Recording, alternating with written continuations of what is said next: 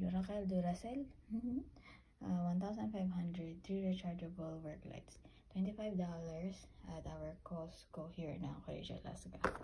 1, 2, 3, 18 hours runtime, rechargeable. Not that quite sure if it is 18 hours runtime. And this one, for our extra, this one already works for the on and off, and this is where you put the USBs. See? And this is for the magnets, and this is where you hang on the walls. I'll show you later how very good for the magnets.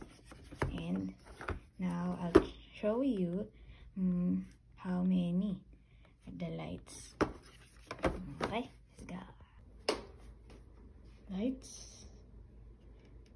1, 2, 3, 4, 5, and off. And then now for our magnets.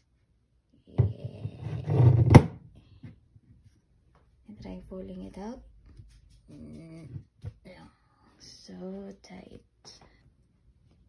For the hanging, we haven't thought of it where to put one yet. And that's it. Thank you for watching.